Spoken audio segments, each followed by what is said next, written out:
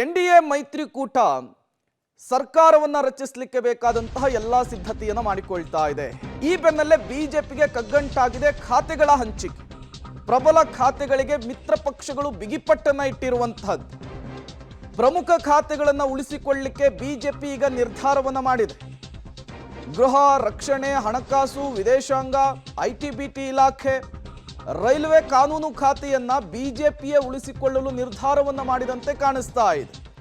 ಈಗಾಗಲೇ king maker ಆಗಿ ಚಂದ್ರಬಾಬು ನಾಯ್ಡು ಮತ್ತು ನಿತೀಶ್ ಕುಮಾರ್ ಅವರು ಆಗಿರುವಂಥದ್ದು. ಟಿಡಿಪಿ ಮತ್ತು ಜೆಡಿಯು ಸೇರಿದಂತೆ ಶಿವಸೇನೆ, ಅದರ ಜೊತೆಗೇನೆ ಜೆಡಿಎಸ್ ಈಗಾಗಲೇ ಒಂದು ಪಟ್ಟಣ ಹಿಡಿತಾ ಇರುವಂಥದ್ದು. ಪ್ರಬಲ ಖಾತೆಗಳನ್ನು ಕೊಡಿ, ಇಂತಿಷ್ಟು ಖಾತೆಗಳನ್ನು ನಮಗೆ ಕೊಡಿ ಅನ್ನುವಂತಹ ಪಟ್ಟು.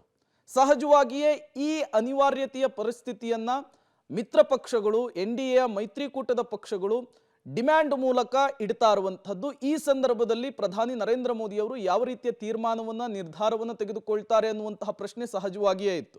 ಬಟ್ ಎಲ್ಲರೂ ಕೂಡ ಪ್ರಬಲ ಖಾತೆಯ ಮೇಲೆ ಕಣ್ಣಿಟ್ಟಿರೋದ್ರಿಂದ ಬಿಜೆಪಿಯ ಪಾಳ್ಯದಲ್ಲಿ ಒಂದಿಷ್ಟು ಚರ್ಚೆಗಳಾಗ್ತಾ ಇದೆ.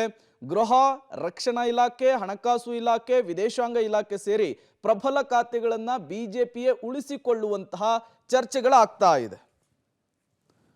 ಮತ್ತಷ್ಟು ಡೀಟೇಲ್ಸ್ ಅನ್ನು ಕೊಡ್ತಾರೆ ನಮ್ಮ ಪ್ರತಿನಿಧಿ ಶಬ್ಬೀರ್, ನೇರ ಸಂಪರ್ಕದಲ್ಲಿ ಜಾಯಿನ್ ಆಗಿದ್ದಾರೆ.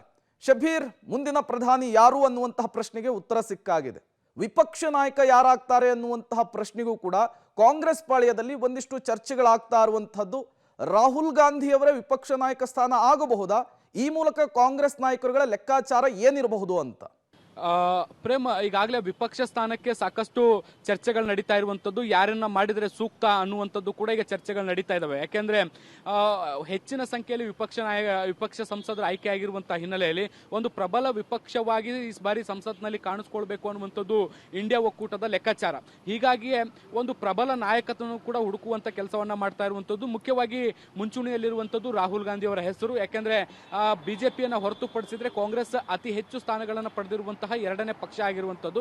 ಹೀಗಾಗಿ ಅವರನ್ನೇ ಮಾಡಿದ್ರೆ ಸೂಕ್ತ ಅನ್ನುವಂಥದ್ರ ಬಗ್ಗೆ ಈಗ ಚರ್ಚೆಗಳು ನಡೀತಾ ಇರುವಂತದ್ದು. ಕೆಲವು ವಿಪಕ್ಷ ನಾಯಕರು ಅಂದ್ರೆ ಇಂಡಿಯಾ ಒಕ್ಕೂಟದಲ್ಲಿರುವಂತಹ ಕೆಲವು ಪಕ್ಷದ ನಾಯಕರು ರಾಹುಲ್ ಗಾಂಧಿ ಅವರ ಹೆಸರನ್ನ ಕೂಡ ಸಜೆಸ್ಟ್ ಮಾಡಿದ್ದಾರೆ. ಯಾಕೆಂದ್ರೆ ಈ ಬಾರಿ ಅವರು ಸಾಕಷ್ಟು ಚುನಾವಣೆಯಲ್ಲಿ ಕೆಲಸ ಮಾಡಿದ್ದಾರೆ, ರ್ಯಾಲಿಗಳನ್ನ ಮಾಡಿದ್ದಾರೆ, ಭಾರತ್ ಜೋಡೋ ಮತ್ತೆ ನ್ಯಾಯ ಯಾತ್ರೆಗಳ ಮೂಲಕ ಜನ ಮಾಸದಲ್ಲಿ ಒಂದು ಅಚ್ಚಳಿಯ ಹೋರಾಟವನ್ನು ರೂಪಿಸುವಂತ ಕೆಲಸವನ್ನ ಕೂಡ ಮಾಡಿದ್ದಾರೆ. ಹೀಗಾಗಿ ಅವರು ಮೋದಿ ಸರ್ಕಾರದ ವಿರುದ್ಧ ಹೋರಾಟಗಳನ್ನ ಮುಂಚೂಣಿಯಲ್ಲಿ ನಡೆಸಬೇಕು ಅನ್ನುವಂತ ನಿಟ್ಟಿನಲ್ಲಿ ಒಂದಿಷ್ಟು ಸಲಹೆಗಳನ್ನ ಕೂಡ ಕೊಟ್ಟಿದ್ದಾರೆ. ಕಾಂಗ್ರೆಸ್ನಲ್ಲೂ ಕೂಡ ಈ ಬಗ್ಗೆ ಚರ್ಚೆಗಳು ನಡೀತಿದ್ದಾವೆ.